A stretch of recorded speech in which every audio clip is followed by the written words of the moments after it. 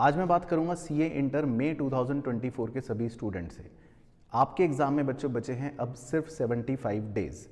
फरवरी के सिर्फ हैं 14 दिन, उसके बाद मार्च एंड अप्रैल, मई में आपके एग्ज़ाम स्टार्टिंग में शुरू हो जाएंगे।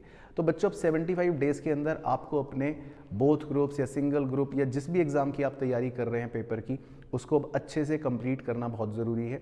तो आज की इस वीडियो में मैं 5 ऐसी बातें आपके साथ डिस्कस करूंगा जो आपके एग्ज़ाम की प्रिपरेशन में बहुत बहुत बहुत हेल्पफुल रहने वाली हैं।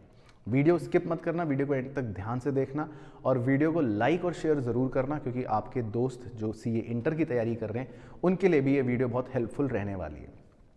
सबसे पहली चीज़, अब आपको लॉन्ग आवर्स स्टडी करना बहुत ज़रूरी है, यानी कि आपको लंबी सिटिंग देनी चाहिए। अब आपके पास दिन बहुत कम है। लंबी सिटिंग देने से दो बेनिफिट्स होते हैं कि आपका जो एग्ज़ाम है 3 घंटा जिसमें आपको बैठकर लिखना है लंबा लंबा, उसकी प्रैक्टिस अभी से होना शुरू हो जाएगी। अब लॉन्ग स्टडी करने में दिक्कत ये आती है कि जब आप लंबे समय तक पढ़ने की कोशिश करते हो तो कई बार आप फटीक हो जाओगे, थक जाओगे, मन नहीं करता।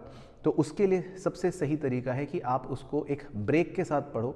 और मैं जानता हूं कि ब्रेक आप में से बहुत सारे बच्चे लेते भी होंगे, लेकिन थोड़ा सा आइडियली रखने के लिए आप 2 घंटे की कम से कम एक सेटिंग अप ज़रूर रखो, तभी आपकी हैबिट बनेगी लॉन्ग आवर सेटिंग की। 2 घंटे की पढ़ाई करने के बाद आप 15 से 20 मिनट का एक ब्रेक लो। ब्रेक लेना भी इंपॉर्टेंट है, लेकिन ये ध्यान रखो कि ब्रेक का मतलब ये नहीं कि उसमें भी आप पढ़ाई की बातें सोच रहे हो, एग्जाम की कोई टेंशन ले रहे हो। ब्रेक का मतलब है कि माइंड को रिलैक्स करना है। जो चीज़ आपको अच्छी लगे आप ब्रेक टाइम पे वो करो। आपको ब्रेक में 5-7 मिनट 10 मिनट घूमने जाना है नीचे, वो घूम सकते हो, गाना सुनना है या कुछ भी ऐसा काम जिससे आपका माइंड रिलैक्स हो जाए, और फिर उसके बाद दोबारा से अगले 2 घंटे की सेटिंग दो। इस तरह से आपको लॉन्ग आवर्स देना अब ज़रूरी है।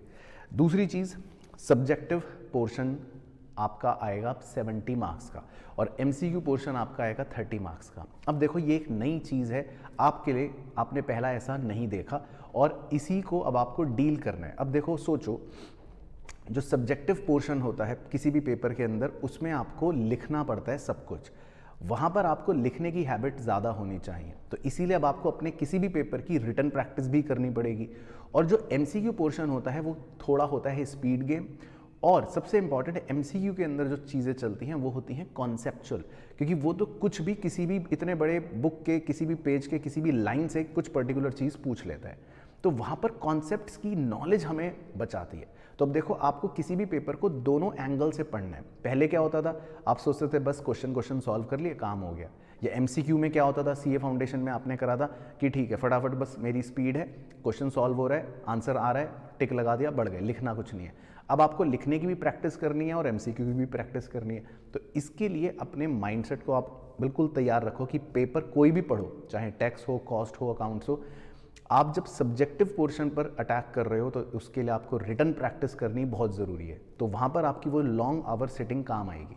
लेकिन जब आप एमसीक्यू को टारगेट कर रहे हो, जब आपको एमसीक्यू की अप्रोच के हिसाब से अपनी प्रिपरेशन रखनी है, तो आपको कॉन्सेप्ट की रीडिंग भी लेनी पड़ेगी। जितनी बार हो सके कॉन्सेप्ट्स को पढ़ो, सारी डीपली चीज़ को समझो, क्योंकि एमसीक्यू हमेशा किसी भी कॉन्सेप्ट पर बेस्ड आते हैं जो इनडायरेक्ट लैंग्वेज में पूछे हुए होंगे या जो इस तरह से पूछे हुए होंगे कि जिसने डीपली पढ़ा है, जिसको मीनिंग पता है, वो सही कर देगा।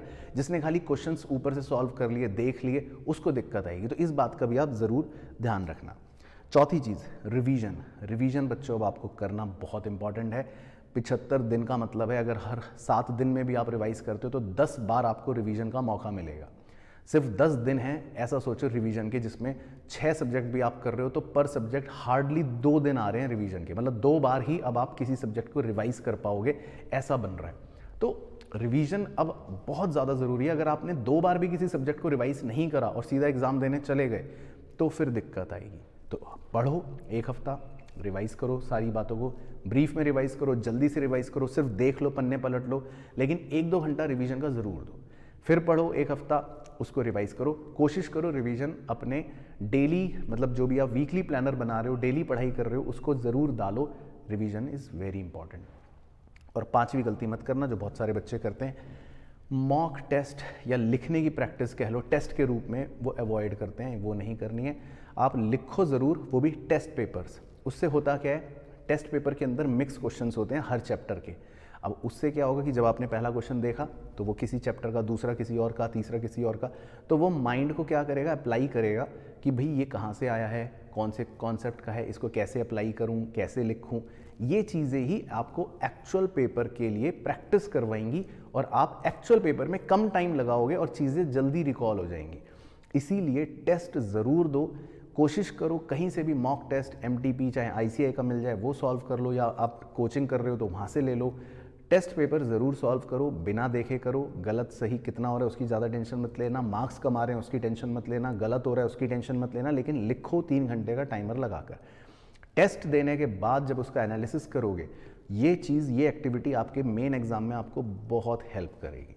ठीक है, आज की वीडियो में बस यही 5 मेन बातें करनी थी, लेकिन उम्मीद कर रहा हूं कि आप अपनी CA इंटर की जर्नी में इन 5 बातों को ज़रूर इन्वॉल्व करोगे, आप ही को फ़ायदा मिलेगा।